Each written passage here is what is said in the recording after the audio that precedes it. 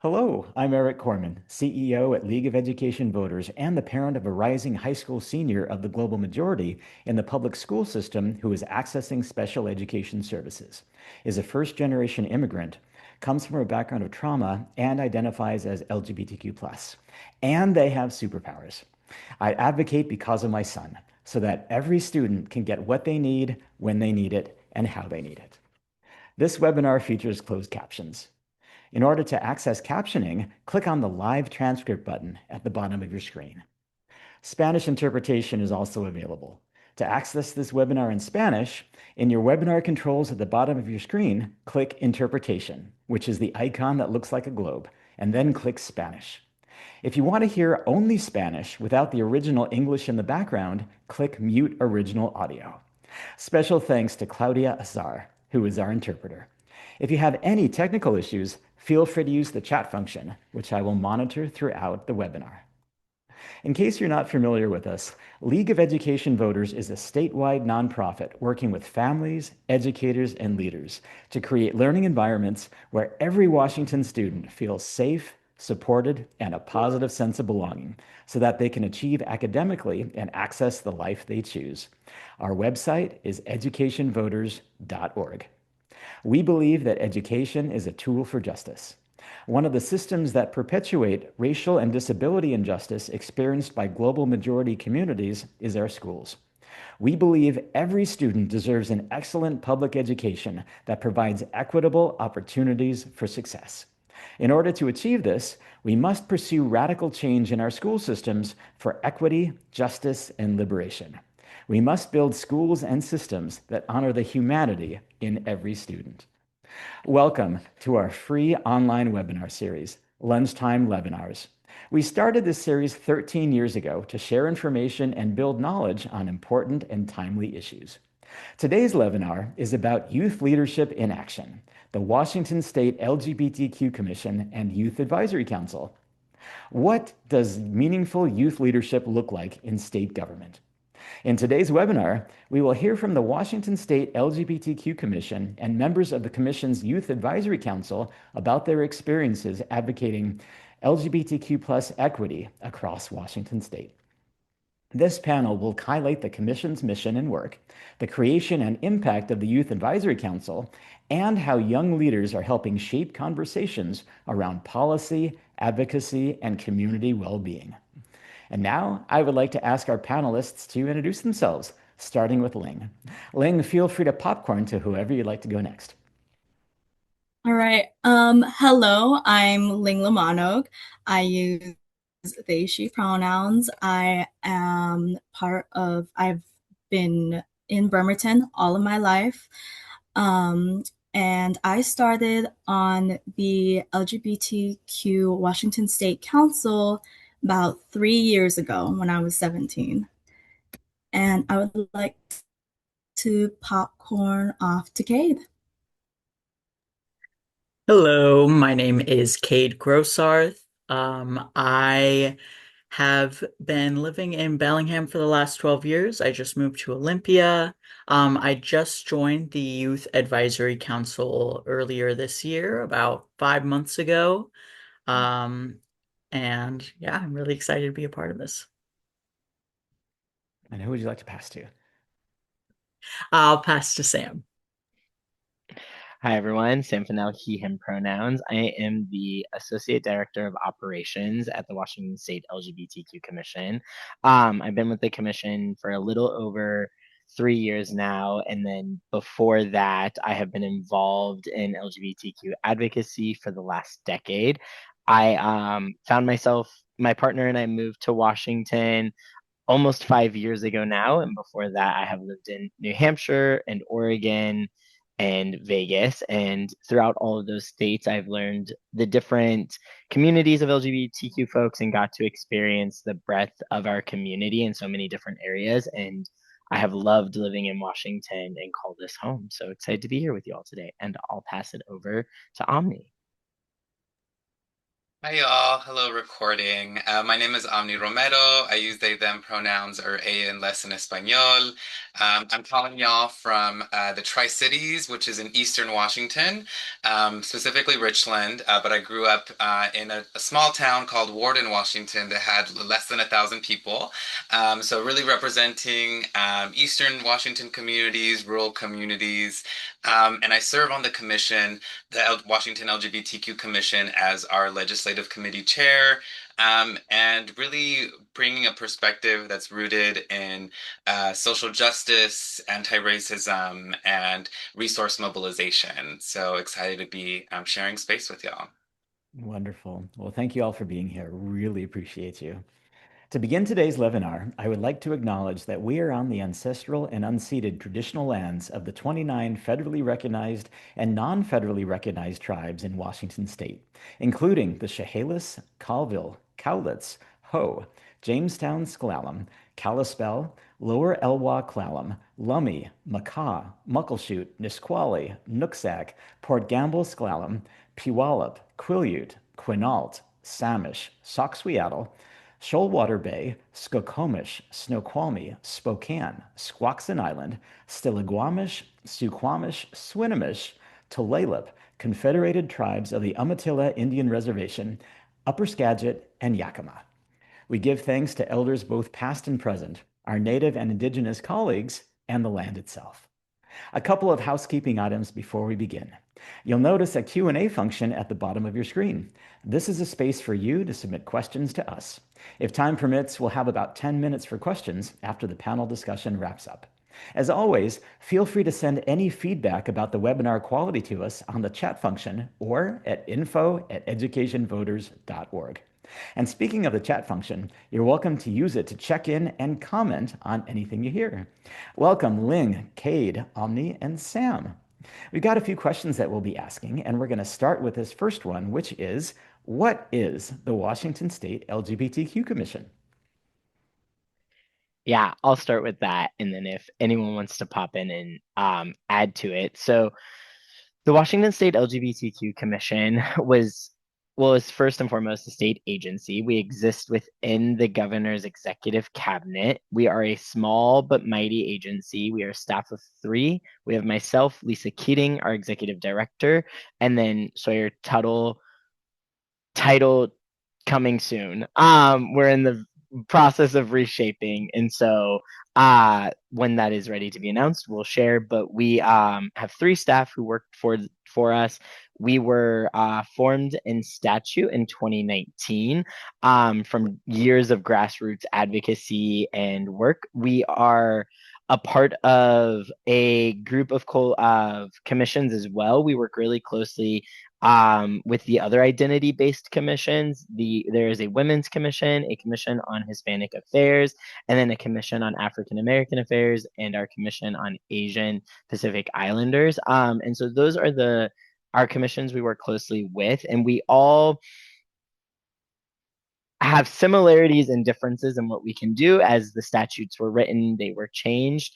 A big way I like to describe the commission and what we do, we're a conduit to state government for community. And so we are meant to be a resource house for community members, as well as bringing lived experience perspective into state government. And how we do that is with our 15 commissioners across the state and our 12 youth advisory council members across the state. And so they bring their lived experience and expertise into the commission, and we bring those experiences into state government and to inform policies, laws, WACs, and everything else that government is supposed to do for you all, so we can ensure it is working for everyone. And I'll stop there and see if anyone wants to add.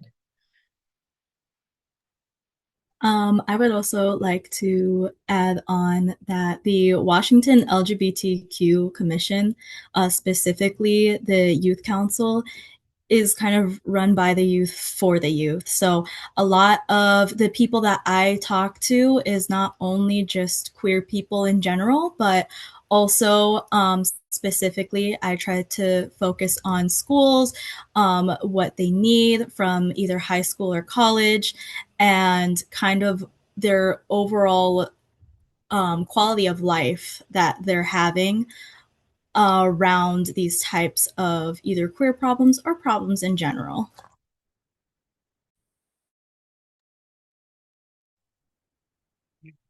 I love that. And just to tap in here a little bit more about the commission, just want to highlight that within the country, commissions like this are rare and few in between. And so the commission both serves as this kind of bridge building resource here in Washington State among our communities because the Two-Spirit LGBTQIA plus community is not a monolith. So we still need to have our own organizing spaces. But beyond that, also serves as a national model for what this kind of work looks like, creating these opportunities in state government. And I know that for me, I think one of the most salient things, and particularly why I cherish this conversation, is the fact that as members of that community, many of us did not grow up with role models, right? We didn't have that opportunity to connect with an older generation, whether or not we might have agreed with them or not.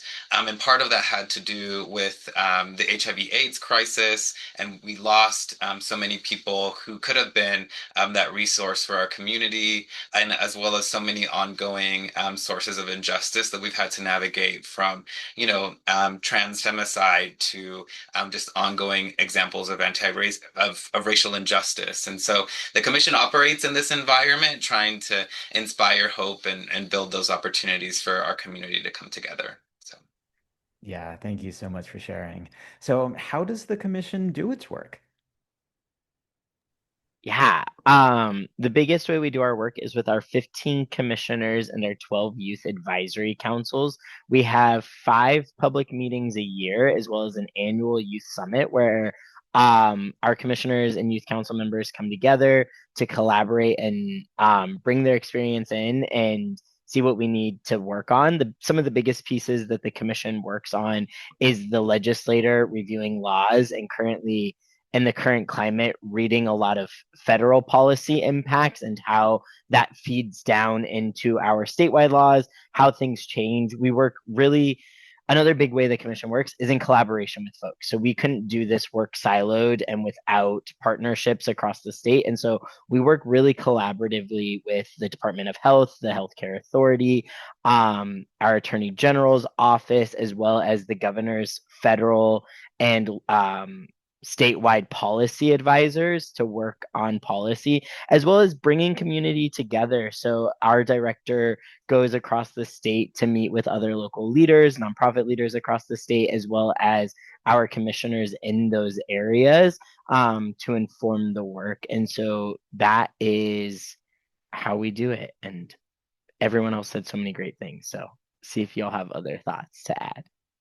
Yeah, like wondering if community members come to any of you, like, Kate or Ling or Omni, to share what's going on and what possible solutions there could be, and is that being lifted up to the state level to potentially turn into some kind of policy change? Personally, I usually go for information in the first place, right? So a lot of the way that I work with the community is going to colleges. There's other, what's the word that I'm looking for? There's like community events that I go to specifically that are youth centered. To throw one of them out there, it's the Human Rights Youth Rally at Olympic College. And that I get a lot of information on what a lot of youth, especially queer youth or just minority youth in general, on what they think is important. And networking like that definitely gives me a bigger understanding on not just how people like me feel, but how people in general across the board feel about what's going on here. Yeah, that's great. And Omni, as a commissioner, how do you engage with the community in the Tri-Cities? Yeah, so we used to have a mantra. I don't know if it's as popular now, aging millennial here, but in community organizing spaces, which was educate, agitate, organize. And this isn't the language we use in the commission, but I think in many ways, those are some of the tactics that we use, right? We just like what Ling was saying, we provide critical information because there aren't those kinds of relays that are established for communities to even know what's going on, right, in state government. And then we also try to find those opportunities to really go beyond what might just already be established. In a lot of state government processes, things are not always questioned around like why they're going that way. And so that's why we have this kind of regional representation so that we can say, like, oh, y'all are producing all this legislation, but it's not language that reflects what's going on in my community or like in Eastern Washington or things like that. But in terms of mechanisms, our main mechanism is our public meetings. So we host public meetings throughout the state. We try to be very intentional around where we have those so that we can have some equity in our locations. And at those, we do have opportunities for public comment. Although we always need more than that space. But that's one of our main mechanisms. But there have also been other things that we've done, like the survey, which Sam could speak to as well, because Washington State has about like 400,000 like LGBTQ plus people. Like we would be like the second largest city. We would be able to move so much in the state, and so working with that wide amount of community members requires being nimble. So I just want to give a lot of credit to Sam and Lisa and Sawyer for taking on a really insurmountable task and really breaking it down and making it easier for all of us to kind of find a way to show up for this work. Yeah, that's great. So the Youth Advisory Council, how did that come together? Yeah. So in 2020, I wasn't at the commission yet, so I'm hoping my dates are right. But in 2020, the commission hosted a roundtable discussion with Governor Inslee and 20 youth from across the state. And so we had youth ages 13 to 18 come together, who all identified as LGBTQ and talked about their experiences in schools. And it was through that conversation we learned how much we didn't know about what was happening. We saw how much state government was missing, how much of the actual lived experiences of our students weren't matching what we knew entirely. And so, in order to remedy that, the creation of the Youth Advisory Council came to fruition. So, in 2023, we received funding to start the council, and it was then following a year of outreach to youth in January of 2024, we started advertising for the council. We hosted application parties and like listening sessions across the state to learn about what youth wanted it to be and things like that. And then it being so new, instead of the adults designing it before the youth were on, we used what youth informed us of, and our inaugural class of youth council members were appointed in July of 2024, and they have since built the council in collaboration with me. And so that's how it got started. Oh, that's super cool. So Ling and Kade, what drew you to being part of the council? How did you get involved? So I've been pretty passionate about, advocating for LGBTQ rights and everything since I was young. Previously, for the last 4 years, I was a board member on the Whatcom Youth Pride Board, which is a nonprofit that organizes and hosts a youth-centered Pride Parade and Festival every year in Bellingham. So I have been dedicated to that. And especially, so I knew that I was going to be moving. And with that, I would have to step away from that role. But I really, really wanted to keep doing, work connecting. Um, Well, I was both like I was kind of the youth board member, so um, kind of the same thing I'm doing now. And then also I was able to connect with youth in the community. So I wanted to continue doing that type of work. And I actually had known about the council since like in 2024, they had been um, posting applications, but I was too busy at that point in time to do it. And I was like, this is, perfect timing. I'm moving. I would love to continue this work. I'm really passionate about not only like LGBTQ advocacy, but, intersectional everything. And so I was like, yeah, it was perfect timing. I really just want to connect with youth and also advocate for youth at the same time. Yeah, that's great. Ling, how did you get to be on the council? Well, it kind of started back when 2024, right? I was my high school's GSA president. And I also did a lot of presentations about just the queer community, how we can uplift each other, but also how we can deal with the lack of resources that we have, and how just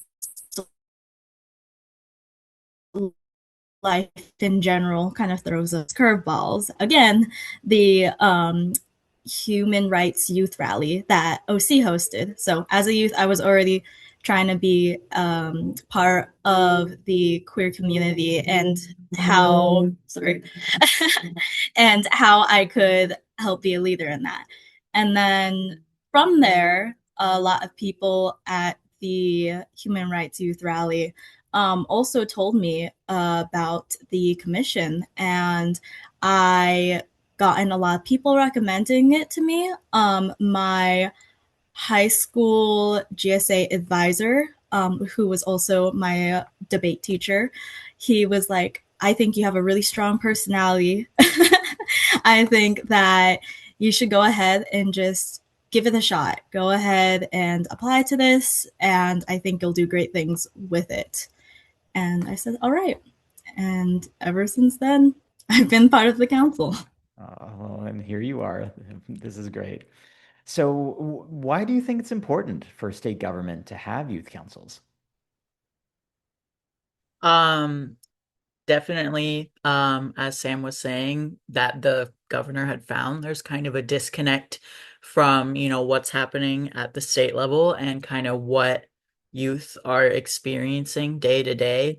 Um, it's understandable that, adults in that realm aren't directly experiencing what youth are experiencing. So it's definitely really important to kind of have councils to bridge that gap. Because there needs to be a way for youth's voices to be heard, and like what they need, what they are actively experiencing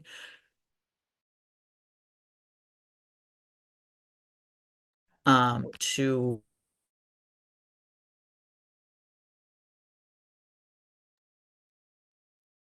Well, yeah, Wi-Fi, I know. Oh gosh, hopefully Kate will unfreeze here in a minute. And Ling, you're welcome to jump in case Kate is frozen for a little while.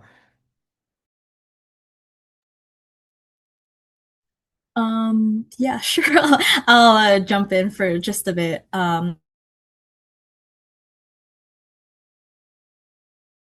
And I'll stop whenever kids. Why the council is important, because when I was running my high school's GSA, I found out a lot of the time. You're back. That's okay. I'm Sorry, Kate, you back. froze there. Sorry, was Yeah. anyone else No, talking no, or you can go ahead and finish your thought. okay. Okay, and then we'll jump into I you. sorry. Yeah, I was just saying that it's that's why it's really important in order for, youth's voices in general to reach kind of that top level. Their councils are a great way to kind of connect with the youth communities and, the people that are up there at the top deciding things. Yeah, that makes sense. Yeah, and Ling, feel free to pick up where you were before. Yeah, and I fully agree with, honestly, I fully agree with that. What I was saying beforehand is that when I was part of my high school's GSA and such, I noticed, especially when we had this whole thing where a lot of the district's high schools GSAs would come together. A lot of the thing that they were worried about was one, the future, but two, they felt kind of hopeless. They felt kind of hopeless because even sometimes the GSA advisors, which were usually older school teachers, they wouldn't hear out what the youth had to say and what they were kind of worried about. And I even had that problem with my own youth advisor because there's this disconnect of queer youth and what's going on above that. And this one is like a personal thing for me. I feel like the youth nowadays, sometimes they don't know what to do or where to start politically. I know for a fact that me personally, before I was introduced to the commission, I had no idea where to start either. I thought the only thing I could do was just say my thoughts out loud and just hope I get somebody's attention from higher up, and that's it. But with this council, I think I can get a lot more voices out there by asking what the community wants, what the community needs, and then I can go ahead and communicate that to people who are higher up on that. I That makes had so much sense. Go one ahead. more thought. I also think the council is really good for building community, not like among the council members, and then also, yes, the broader community. But being able to connect with, other people who are kind of in a similar position to you, but also with varying experiences. So the fact that we have, youth advisory council members from all across Washington, from Eastern Washington. Like I have lived all my life all in Bellingham pretty much. And so my experience living in Bellingham is different than those living in Spokane or Yakima. And so not only like the aspect of, the government getting insight into our lives, but also us getting insight into each other's lives and developing those connections and community from that. Yeah, there's so much value. Oh, go ahead, Ling. I was going to add one more thing. I think it's also great to see our council. It's really diverse, and not only just in LGBTQ two-spirited labels, but also in how we look or how we are, how we act. There's and where we are on the map. So it's very great to kind of collaborate with everybody and also have different points of views. And I think the fact that we are youth kind of feel a bit more free to talk to us about what problems that we have without being shut down. Yeah, tremendous value with that. So I'm curious, what are some of the projects that both the council is working on, but also the commission more broadly? What is it currently in the works? Yeah, I'll start. So our youth council is currently working on providing some input and feedback to the governors, running a few bills this year. And so the youth council is working on meeting with other youth to talk about what those bills are, how youth feel about them, what is the youth perspective. They're directly impacting youth. So one of them would be a bill around phones and the K-12, and then another bill is around WASFA and FAFSA. And so our youth council is going around to meet with other youth to talk about what would the impacts of those bills be. Is this the solutions youth want regarding these issues, and providing recommendations? And so that's a big project that they're working on. And then overall, in general, part that the commission is working on is being in community more. We just had our annual youth summit, and one of the things a lot of the youth talked about is feeling disconnected. They really feel like they're heavily on social media. They feel like, I'm speaking for you all, you all are here, but you all were talking a lot about how disconnected you all were and things like that. And so the goal of the commission and the youth council is to be in those community spaces more, having more in-person time. We're seeing, you know, I experience a lot of like, we want to be in community more, but then also like, let's put all of our resources online. It's like, well, let's maybe just be in community more. Let's maybe just be in person. And so those are some of the projects. We had our statewide LGBTQ survey. So Omni referenced that in 2024. We launched the first ever statewide LGBTQ survey across any state in the United States. We heard from almost 7,000 Washingtonians, and we know the report we produced from that was not comprehensive enough and did not cover all of the information we needed it to. And so we're still working on that report. We'll be producing two more reports off of it, a county level report that will show the experiences of each person at the county level. And then we'll also be doing a health disparities report on it. So a disaggregated deep dive into the different health outcomes of the respondents of the survey. And so those are two reports that are coming out this year. And then in collaboration with that report, we're also looking at SOGI data. So SOGI data is sexual orientation and gender identity and expression data. And so that data, right now, we are looking at best practices with commissioners and our youth council, what data is needed to be collected, what data doesn't need to be collected, when does it, all of those great stuff, and the best way to ensure we are collecting the data we need, but ensuring we also don't lose people by not collecting the data. That is something that commonly happens with the LGBTQ community, is because our data is not collected, it is easy to say we don't exist in your area, but we do exist. We're just not included in the numbers. So I'm gonna pause there, and those are the projects I'll talk about and see if folks have others. Yeah, so given that I kind of just started on the council, I have yet to really like dive in, but the projects that I'm just getting started on now, that I'm really excited about are just generally I want to kind of do outreach regarding community organizations and resources for youth. Kind of I really want to do like reaching out and write-ups about these things, so and then share them, in person and online to other youth. Like for example, I am a GSBA scholarship receiver. And it's a really awesome opportunity that I just really want to kind of get the word out there for other queer youth. So there's a few things like that. Or as I mentioned, Waukemese Pride. I want that to be more well known. There are not many youth-focused Pride events. It was kind of the first of its kind, like youth pride parade.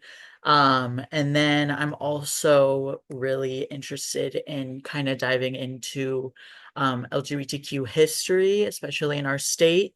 We went on a tour of the archives, like state archives here in Olympia during our summit.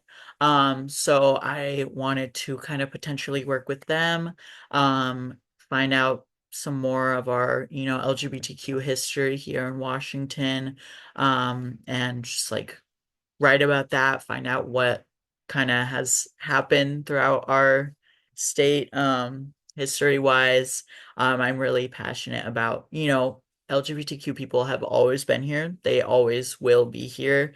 And just finding examples of that in the past is just really interesting to me. Yeah, Omni or Ling, are you working on any projects?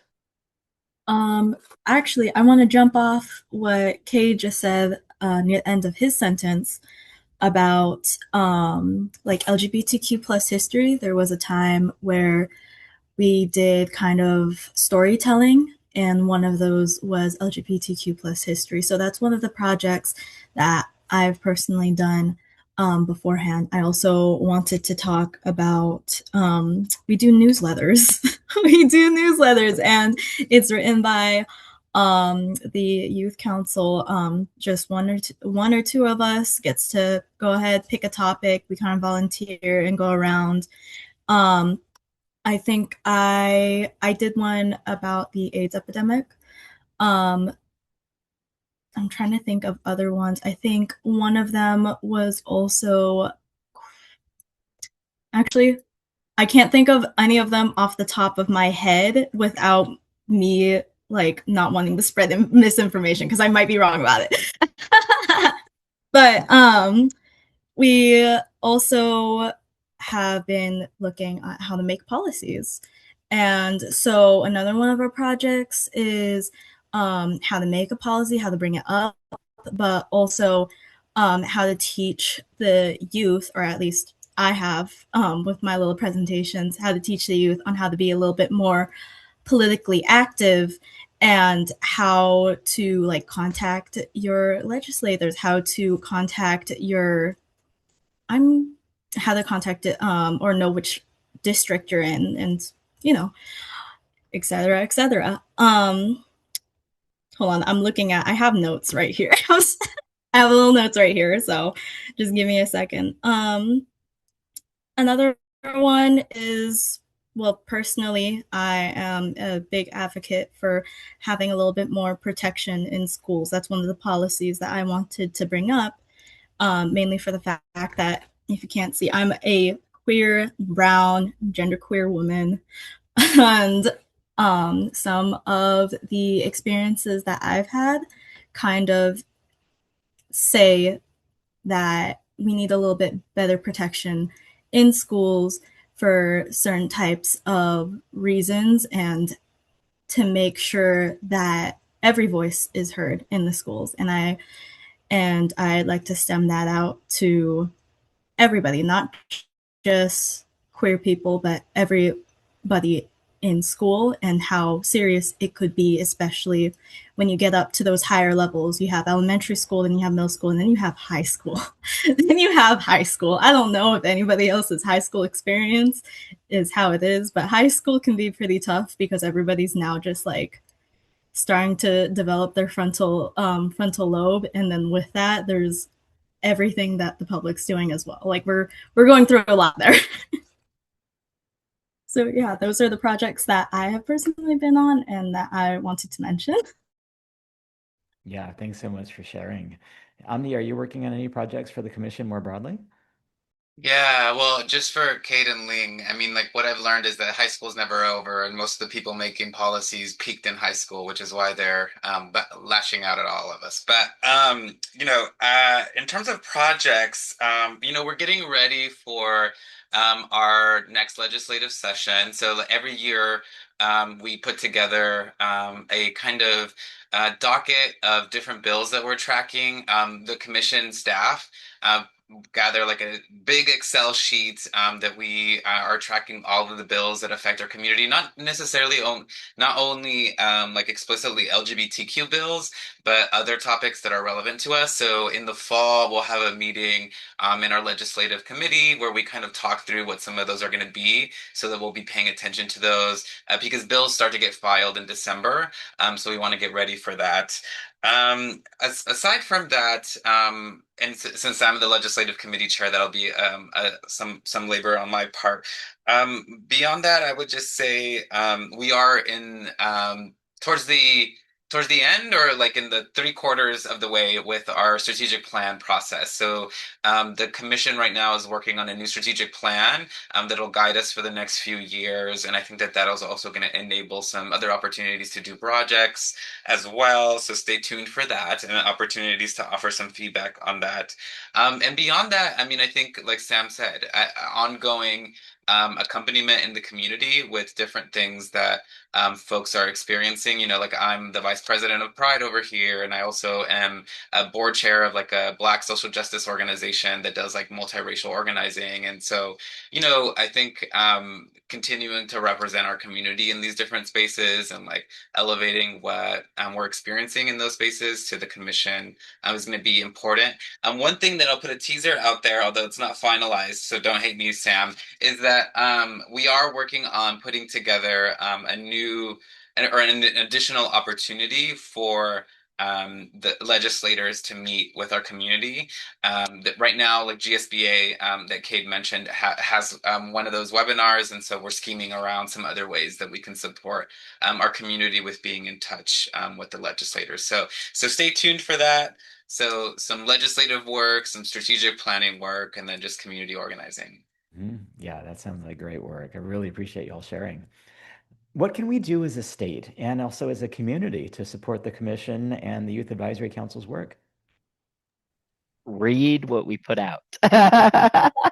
Um, follow our newsletter, follow our social media. We are a great resource for finding out. We have an entire Rainbow Resource Hub on the commission that is filled with resources that we are both constantly updating as well as adding to. And then reach out. If you have questions, come to us. But really the best way to support us is to show up and be in it. And, you know, when you see our events happening, when you see different opportunities, connect with us, ask questions, reach out to our commissioners. Those are some of the best ways to support and be a part of us. But really, the commission is here to support you all. And so reach out when folks are not sure where to go, or they know they're having an issue, but they don't know where to go, who to go to. The commission's a great landing spot to come to. We will help connect you to different places. A commissioner, a youth council member, if you're like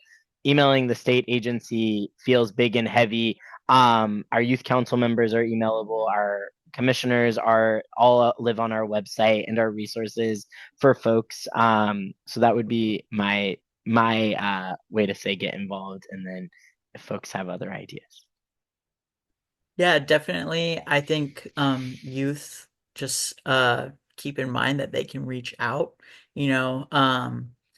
As we kind of said before, it can feel scary reaching out, you know, to the state, to the government in general. So, you know, having fellow youth, the Youth Advisory Council as a resource, definitely like we are always wanting to, you know, connect with community, with our fellow youth, LGBTQ youth, you know.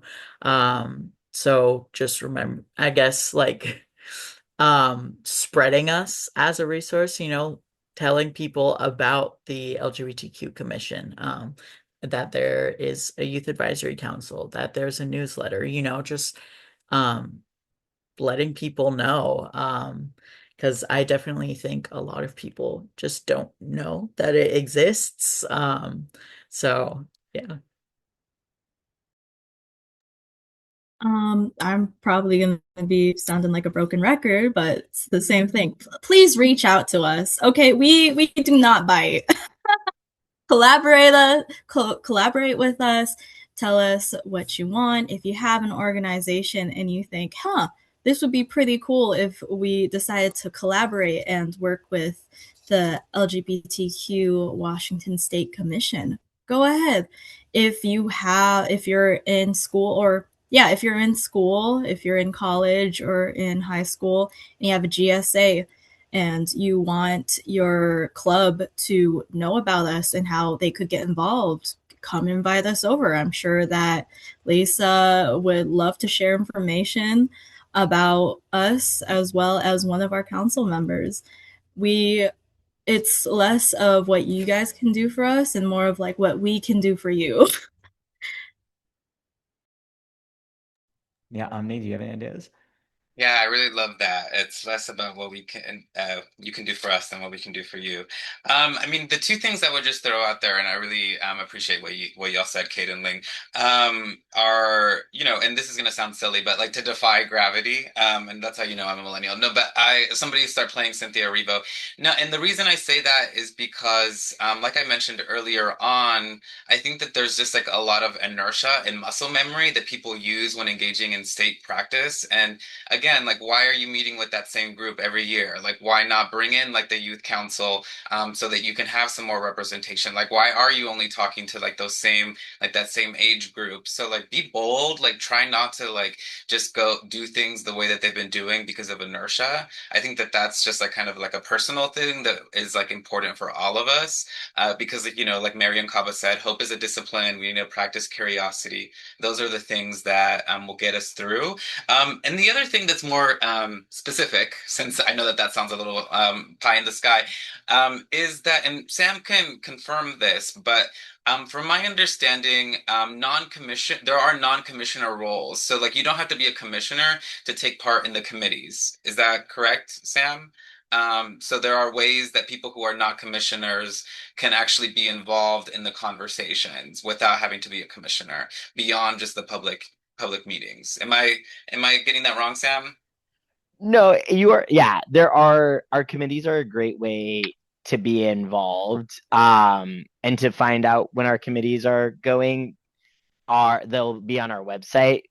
They just aren't currently meeting, so not all of them. That's all, but they will be meeting soon. Yeah. And I think that I mean, to that point, it's just that you don't have to be a commissioner to be able to be involved in this work. And so I think that that's just like a takeaway. And again, like, I mean, like what Kate was saying, I mean, about bridge building, like, I mean, I'd love to connect y'all with some like youth over here in the Tri-Cities. Like, I mean, like, I think that that's just part of that bridge building work. And, if it makes people annoyed, like, let the bridges you burn light the way. No, I'm just playing. But No, this is all great. So I've got a question for you, Ling and Cade. This is more high level, 30,000 feet, just about flipping it. So when working with youth, what are some things that you would like adults to know?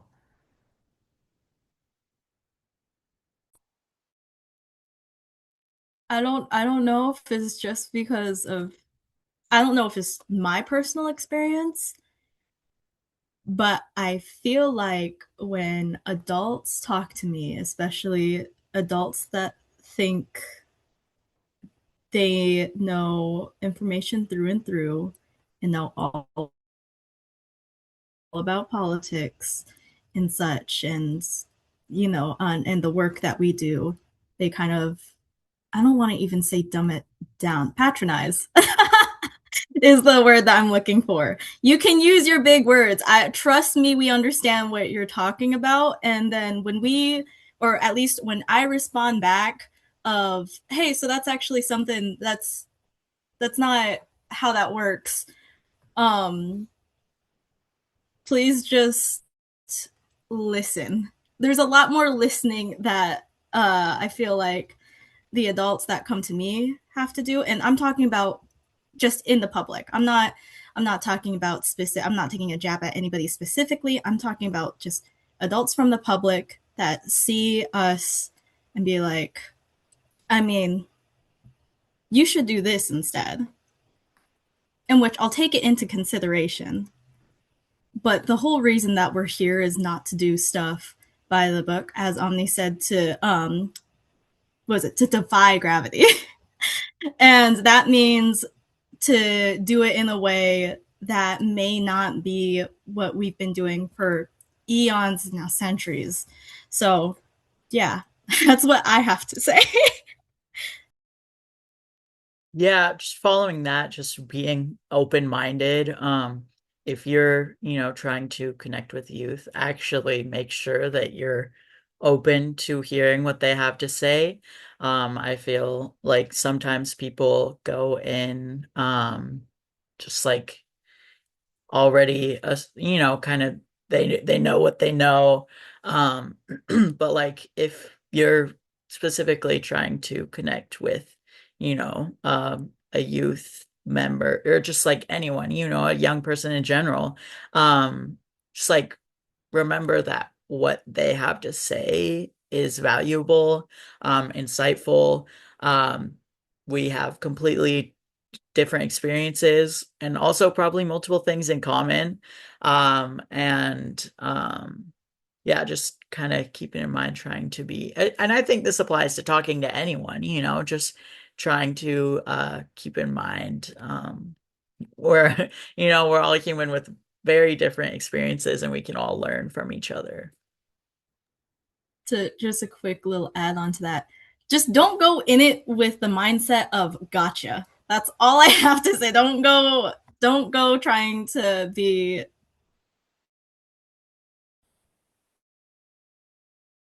tearing the description out eureka moment. Yeah, no, be open. Exactly. That is great advice. So we have time for about one question. We're going to take that question, but then I want to give each of you an opportunity to share any final thoughts. And Ling and Kate, I'll give you the last word because we always like to have students and youth have the last word. But the question that I've got here is based on the conversations that you've had with community, what are some policy solutions that are bubbling up? Ling, you did mention the protections in schools as one possible policy that could be coming up, but are there others that we should know about? I personally, so this one isn't nearly as brought up specifically, but I am part of this community, so of course it's going to be a little close to my heart, but specifically about disabilities and the policy around disabilities and how we can kind of, I know that there's laws for disability protection and stuff, but I think that there needs to be at least a clearer outline, or at least it needs to be upheld a little bit more. I'm not certain on um, how I would either reword the policies that are already in place or how to start bringing that up. But talking to, I work in home care. So I talk to older people that do have disabilities, and those are now starting to come up, and how they wish that, oh, I wish it wasn't like this, or I wish that we weren't treated this way just because we have disabilities now. And I myself have diabetes, and I have seen discrimination against that as well as a lot of misinformation or just not really caring for the fact of people who have either compromised immune systems or just not being readily of not being accessible. That's the word I'm looking for. Just the places not being accessible or disabled friendly.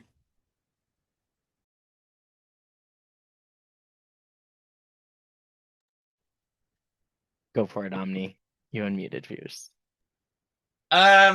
Yeah, well, I mean, this isn't actually something that's I think currently coming up, but the thing that came to mind is we have an RCW in Washington State, which rules around lived experience stipends.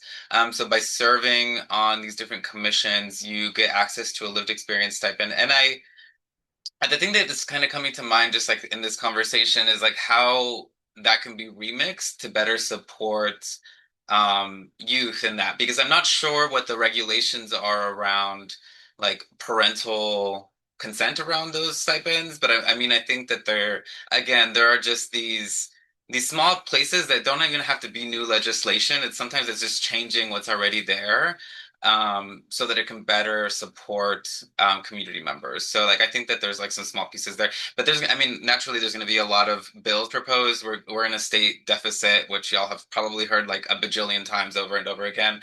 So I mean, in terms of anything that's going to get passed, I mean, it's going to be hard if it requires like a fiscal note. But nevertheless, that's why there's a lot of opportunity to kind of change what's already on the books. And so that would be my kind of invitation there. Yeah, we'll definitely see some more strengthening of data protection and um, what data collection is. There's both currently in the legislature and in the policy world, the um, knowing and the expectation of collecting more demographic data, but also what is the risk of collecting that data and how are we ensuring it's protected? And so the both and right now around that. So yeah, those are the things I know we'll be looking at this legislative session. Great. Yeah, thanks for sharing. So I'd like to give each of you an opportunity to share any final thoughts. Sam and Omni, I'd like to have you go first, and then we'll end with the youth, Ling and Kade. I would just say, as the youth council is like my big project, when we make state government actually look like the communities we serve, it is such a better way to run our state government. And I say that from youth to elder, from diversity, like every age, every person. And so, though our systems weren't designed to have youth in them, as someone who is constantly navigating and fighting against them, to bring the youth into the system, when they are a part of it, we are able to build a world with everyone who is living in it at the center and at the vision of it. And I think that is one of my favorite parts about being a part of the commission, is getting to work with such a diverse group of people of ages, identity, and everything. So, yeah. Yeah, I mean, I'm just gonna say pay youth. Conversations and relationship building are really important, but like social justice shouldn't depend on whether we like each other. So like pay the youth. So Great. Yeah, Omni, I really appreciate that thought. I totally agree. Ling and Kade, anything you'd like to share for final thoughts? Um, just I am really grateful that this council exists and for the opportunity to work on it, and continue kind of my passion in general, connecting with youth, in schools and in communities, and advocating for them. And also really glad to have been a part of this panel. My last 2 cents is that I hope that this panel kind of showed other youth hope and just people in general, and showing them that you can make a change at any age that you are and whoever you are.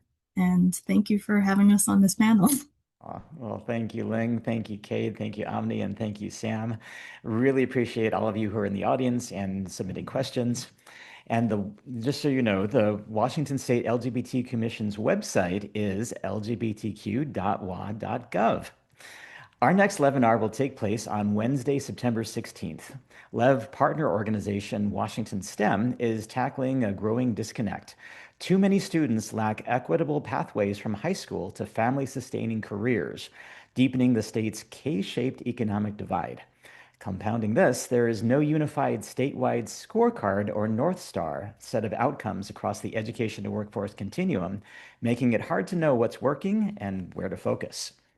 So, as an advisory member to this work, Lev is excited to host this upcoming webinar with support from the Schultz Family Foundation and in partnership with Harris X. There's going to be a landscape analysis, including a deep dive into the King County marketplace to identify where pathways are working, where they break down, who's being left behind, and what we can do to fix the broken marketplace. Registration information will be shared in the follow-up email and is in our website, educationvoters.org. Just go to events, then lunchtime webinars. Spanish interpretation and captioning in English will be available. Also, our fourth annual Youth Advocacy Summit is happening on Tuesday, October 27th at the Pacific Science Center in Seattle. This is a free event for youth, co-designed by youth, and co-hosted by League of Education Voters and the Association for Washington Student Leaders, AWSL, and a team of youth partners across the state. We invite you to come and learn from youth partners, parents, leaders, members of the community, and participate in events that the students are putting on. Registration information will be shared in the follow-up email and is also on our website. Just go to the events page. We really appreciate College Spark Washington for making this summit possible. Thank you for joining us today. If you have additional questions or comments, please send them to me at Eric, spelled A-R-I-K, @educationvoters.org. A recording of today's presentation will be available on our website and will be sent to you in the follow-up email, which you should be getting in about 24 hours. Please share this recording with your friends and colleagues. Spread the word about the Commission and the Youth Advisory Council. If you'd like to learn more about League of Education Voters or support our work, please visit our website, educationvoters.org. Thank you again for attending. Each one of us has the right to feel safe and valued. Together, we will fight for a world in which true educational and economic equity exists. We look forward to seeing you at future LEVinars. Ling, Kade, Omni, and Sam, thank you so much for joining us. Thank you for all you do for Washington students, families, and educators. And I hope you have a wonderful rest of your week.